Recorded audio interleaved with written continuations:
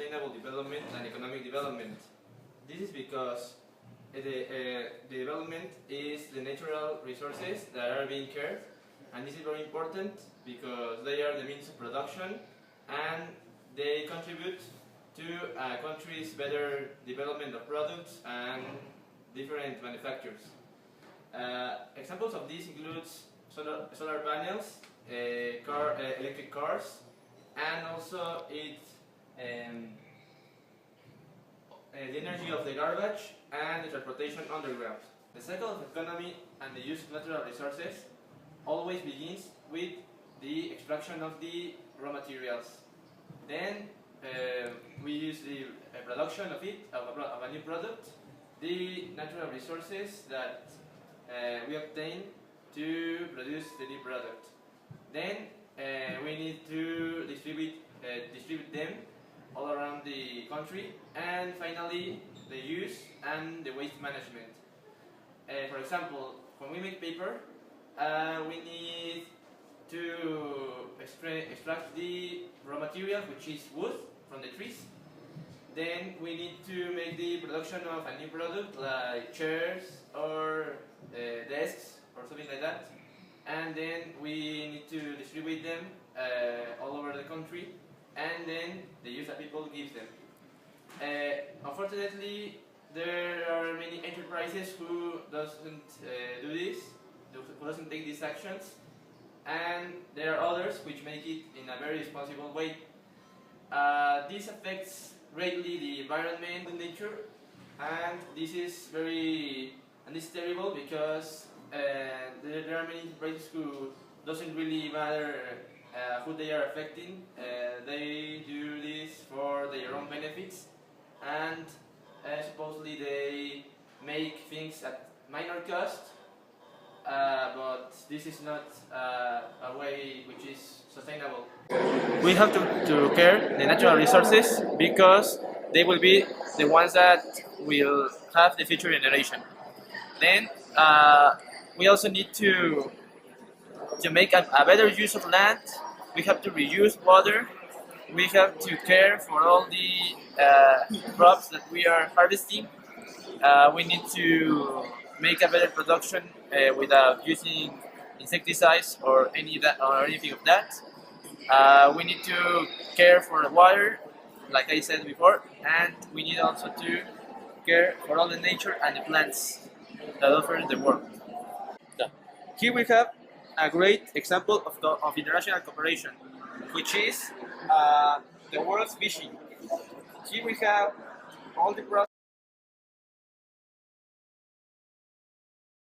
The economics and Mexico. The economics is the phenomena that studies how the families and the societies use their resources to cover their needs and desires.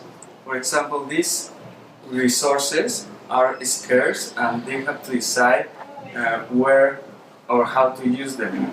For example, how is the time spent if I want to study, if I want to sleep, if I want to play, or how the money is used, like when you have to spend some clothes or you have to spend for food.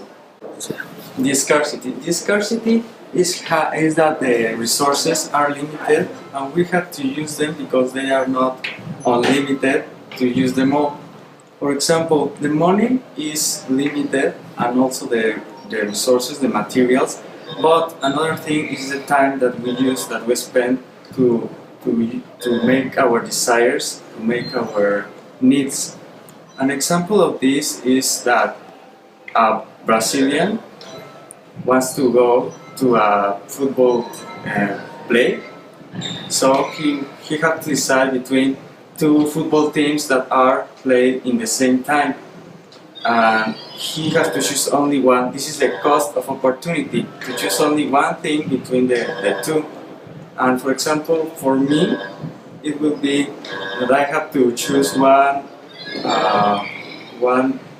cloth between the two because I have limited resources to use them. The inflation is the percentage of the change of value in the international index of prices for the consumers during a year. It measures the change of price of services and goods during a year. If the inflation is stable, with the same amount of money, you can buy the same amount of goods and services in a period of time, and with this you can prepare your expenses. Okay, here we are in the museum, and for example, this is the inflation rate, and I have an example of the inflation. My example is if we have an inflation rate of 2% and we want to buy 1 pound of loaf of bread that cost $1 in 2014 and 1 year later in 2015 costs $1.02, I will buy less bread with the same amount of money. Here we are again in the museum, and here is an example of the opportunity cost that the museum is providing. The example is that one person wants to go to the beach and want to work, but he has to decide between the two things. Okay, here we are at the simulator of the museum, and I will explain about this simulator. First, the demand is how much of the product the buyers can decide, and the supply is how much the market can produce of this service or product. Here in the simulator can explain us about this because there are two teams, the demand and the supply. One offers a percentage price of the product, and the other buys the product, and they both have to get into an arrangement about the price, and then they can buy this product to benefit the both of them. I'm going to explain the difference between Banco de México and Hacienda Pública. Well, El Banco de México provides the country with currency cover and how to collect it. Um, it also promotes the healthy development of the financial system and the smooth operation of the resources we have to do all the increasing of the economy. Index is used to obtain inflation. Inflation is obtained by comparing the prices of the products year by year. The interest rate is established by the central bank of each country to the other banks. These other banks set the rate to the persons according to their loan. The National Index of Prices for Consumers contains a selection of different products and services that we as Mexicans normally consume. It contains 83,500 different products. The prices of these products are compared to the prices they used to have on the previous years. The Human Development Index, calculated by the United Nations, seeks to measure the basic levels that a nation needs to grow. It reflects in education, health, expectancy, and how the country needs to offer. I think the best country where we can live is the United States because it has the best human development index and the education health is better than the Mexicans do.